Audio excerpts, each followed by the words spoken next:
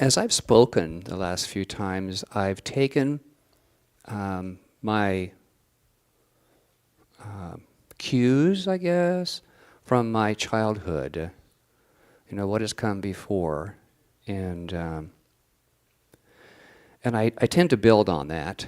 Well, there's lots of pathways from my childhood, but this one was when I was very, very, very small, and I learned catchy 3 or 4 word directives around the ideas of safety.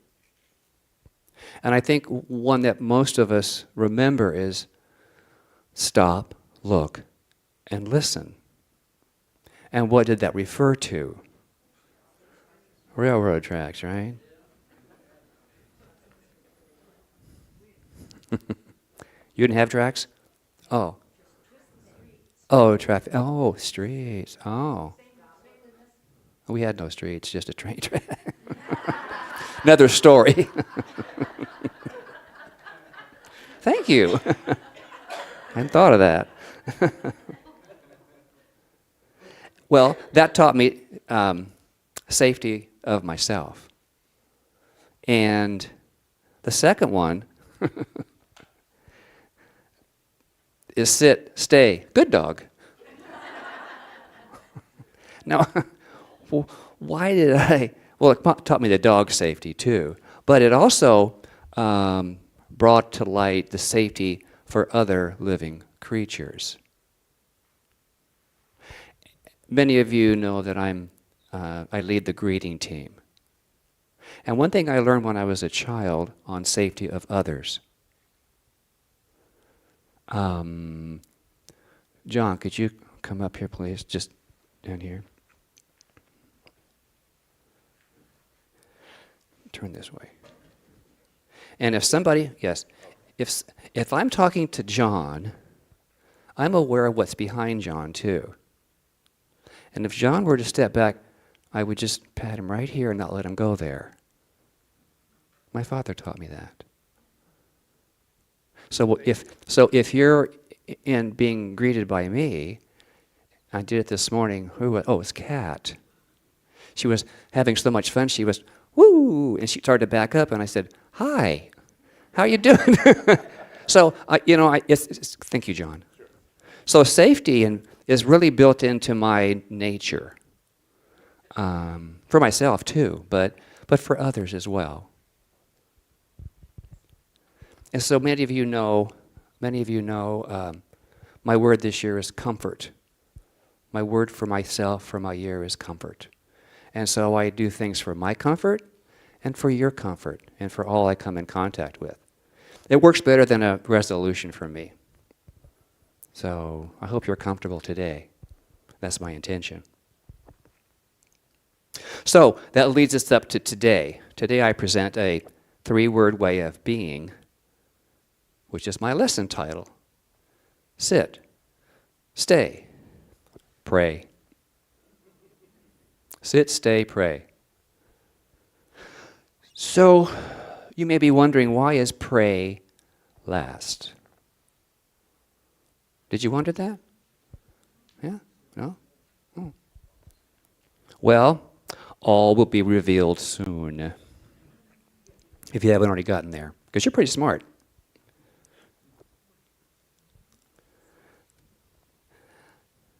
As I move into my lesson, I will invite you to just keep your minds open and play with mine. You're invited into my playground today. And I will kind of offer some Science of Mind writings from Dr. Holmes and highlights from this month's read, Dare to Lead. And at first I wondered, what does that mean? Lead. Later. That's by Brene Brown, and I have a few others that I've drawn from in my own travels through life. And my intention for this morning is a realization of the importance of asking yourself the tough questions, and then the conversations within your own minds and the beliefs within your mind. that contribute to who you are and how you live and how you thrive. Because we're all thriving at the level of our understanding of life.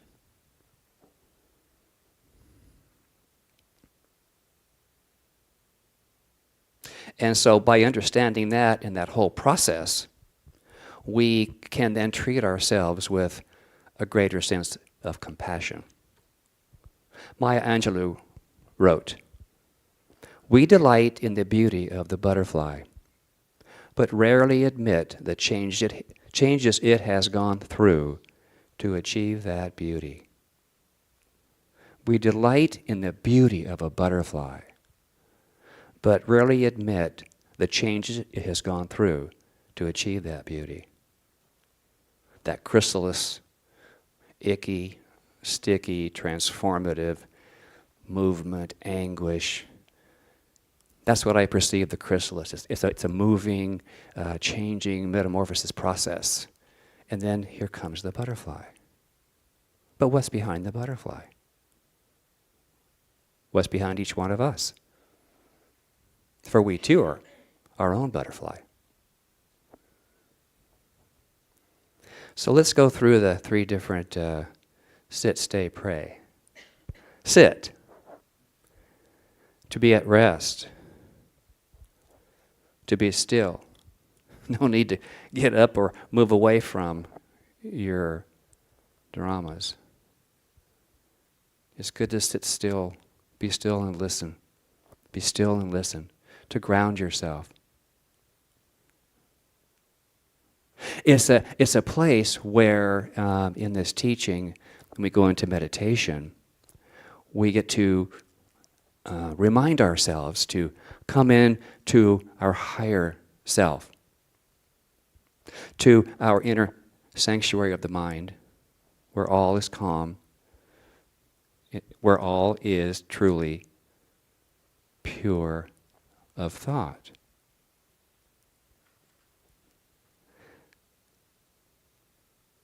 So, I'm going to offer these centering words from the Science of Mind textbook. And I'm going to give you the page number in case you want to use this. It's on page 257, second paragraph. And here's the quote. "The spirit within me is in perfect rest. The center of my being is quiet and poised.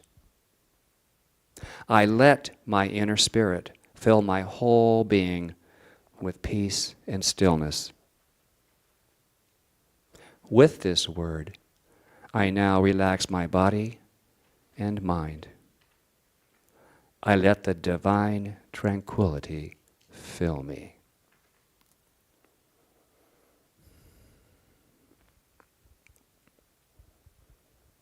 I love that.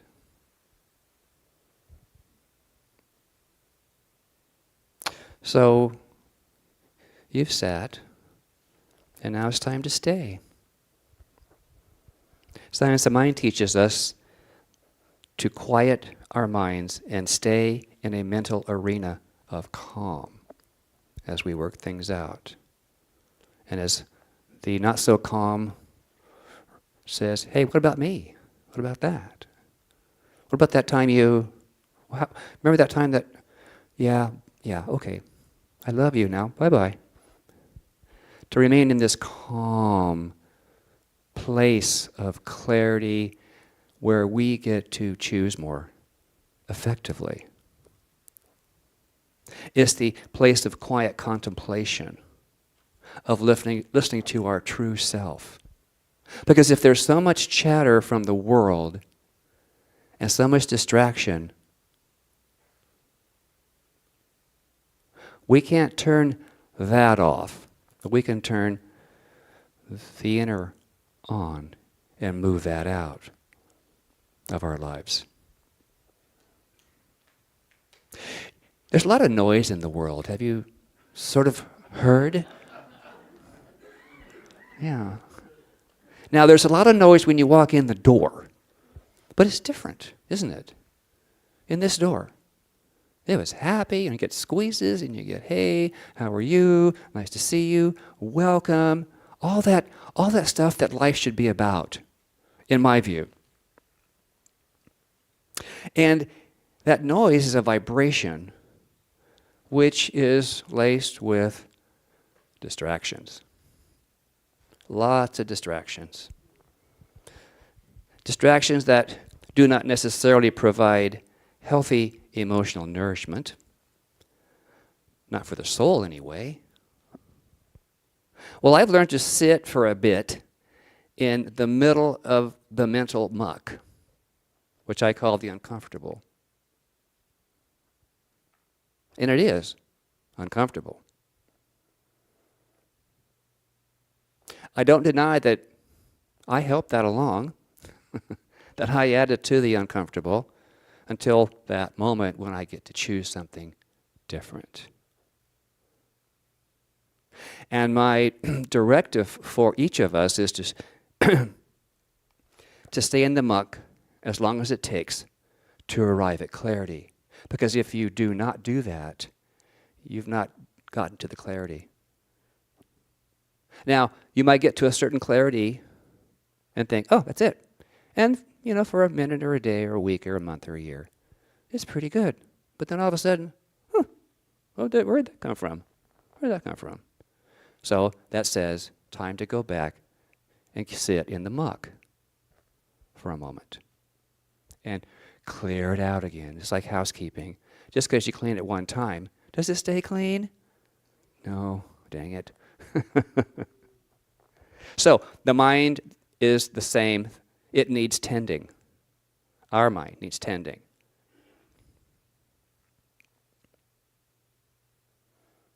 One thing I ask that you invite into your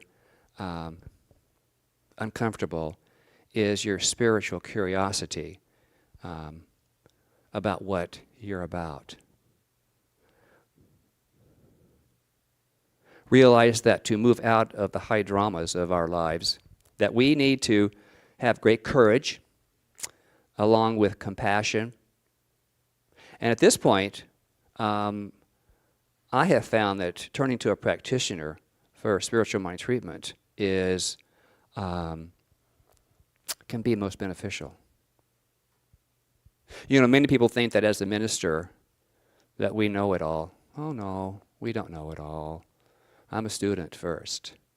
I'm a student first. And I like and love and embrace the whole aspect of practitioner work. Because the muck comes up. The muck comes up. And none of us is alone in the muck. It's a big party. Sometimes. Speaking like a graduate. So at this time, I would invite the practitioners to stand up in the room. These are the people that here today. I think we have, Reverend Kathy, we have 18? 20? 20 practitioners. So thank you, practitioners, for your knowing.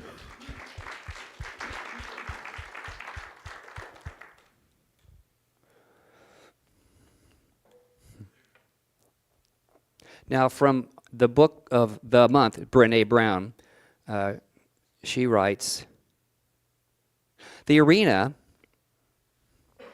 which I refer to as life here, the arena, particularly during dark times and hard moments when we're trying to be really brave, can be confusing and overwhelming. Distractions, noise, a rapidly blinking exit sign. Don't you love that? Okay, jump out, get away, get off that highway. It's too scary. For that exit sign promises immediate relief from the discomfort of the cynics and all the critics in the stands. In those tough matches, when the critics are being extra loud and rowdy, it's easy to start hustling, to try to prove, perfect, perform, and a big one is please other people. God knows these are my 4 big P's, she writes. Prove, perfect, perform, and please. We can either hustle to show the crowd that we deserve to be there, or we can let them scare us off. Either way, it's easy to let them get in our heads and hijack our efforts. Wow. Yeah. She has some very deep, thought-provoking words. So if you haven't looked at the book, we have some in the bookstore. And so I invite us to, we've sat, we've stayed, now it's time to pray. The thing about prayer is it's continuous. All of these steps are part of prayer. Sit down, stay there, comfort yourself, and then begin being grateful for the moment that we have, each moment, because they lead us places. They lead us places. They don't push us, they don't prod us. They lead us places. And what about those irritating people and frustrating experiences? They too lead us. They lead us. Remaining in prayer mode allows us to lead with our hearts, with love, with compassion. Prayerfulness gently dims anger while illuminating a greater good for ourselves.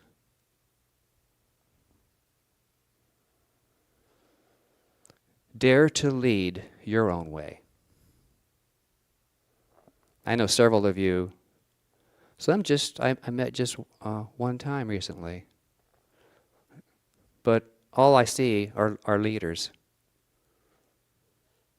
Some of them are vocal, some of them quieter, but we all lead in our own way. I'd like us to say this 3 times, please. And this is it. I lead my own way. I lead my own way. I lead my own way. I lead my own way. How's that feel? Because we do. I mean, we may say, I lead my own way. And kind of brush it off. But we do. If we don't lead with strength and compassion and love, it's like a floppy disk. It's just all over the place. You lead here, you lead there, you take this off ramp, get that on, and do some broads. It's crazy. So, remain open at the top means to start a new way for your life. Let something else come in that you've been waiting for. And here's a new, to me, nugget of what I call truth. I took it as truth. And it's a quote. I'll tell you the author later at the end. Here goes. Covet nothing but your superior self. Seek transformation. Seek transformation over transaction. Individuality over conformity. Recognize your inadequacies. Then make one step at a time in the right direction and endure. It will be harder than you think, because your long road has no arrival until you die. Matthew McConaughey. His book, Poems and Prayers. I had a client in my hair salon give me that because I was poking through it, and she, would you like a copy of that?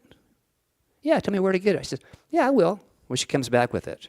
So, there you go. See, things fall into our open awareness and receptivity. So, remain in the stay and pray period as long as you choose, where fears are dissolved and wondering and imagination and self-discovery begin to open like a door. As soon as you're ready, what needs to be known appears. My motto for self-realization is this. Ready? You know, you don't know till you know, you know? You know? Because you don't, you know?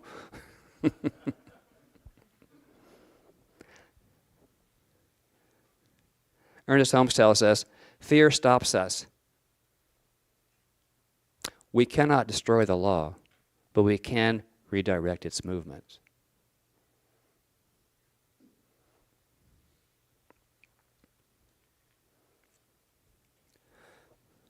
Where's Reverend Kathy? I got a new tool. Thank you.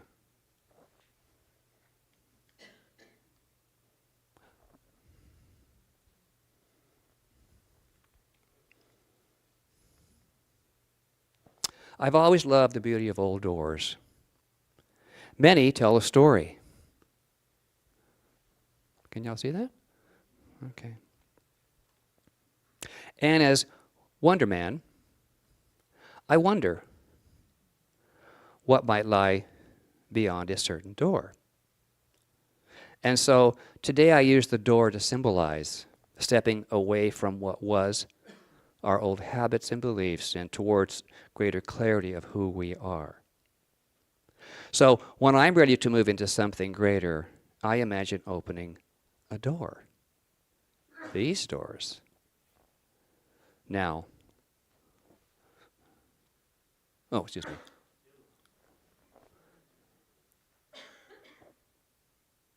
So this is a close-up of the door panels.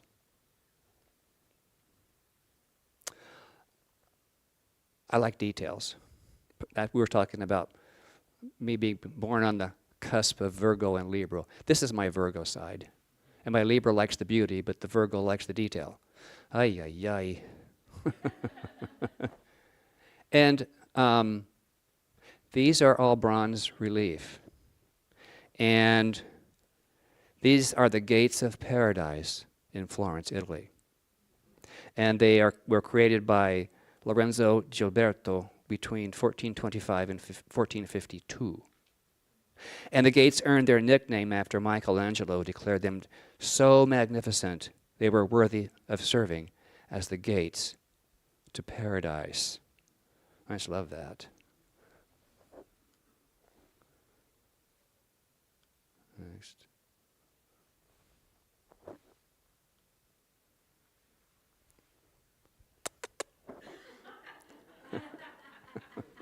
There it is. Hey.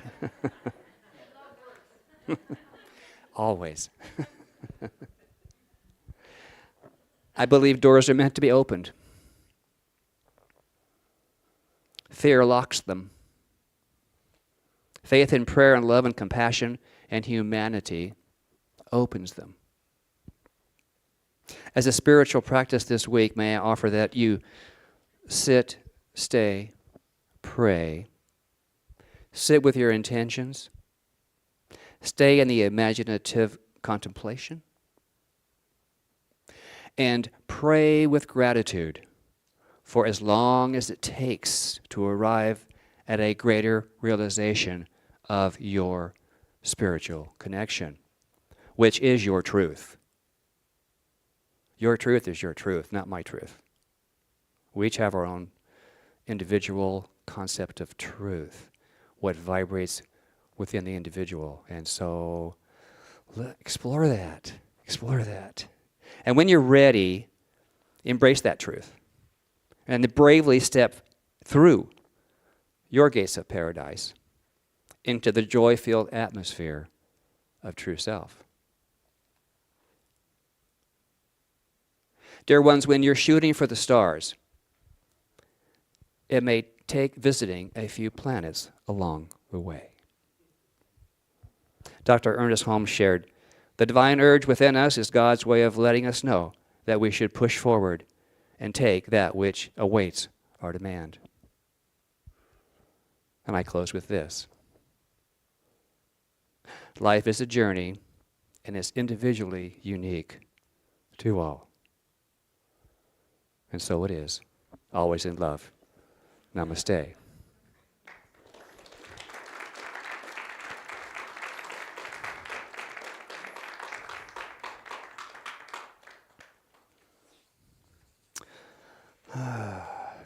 Gates of Paradise.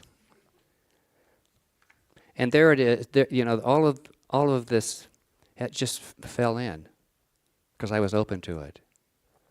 So when you open to the bounty of the universe, not only here but everywhere, it's everywhere. It's everywhere. So now it's time for. I think we have in the song, don't we? Yes, we do.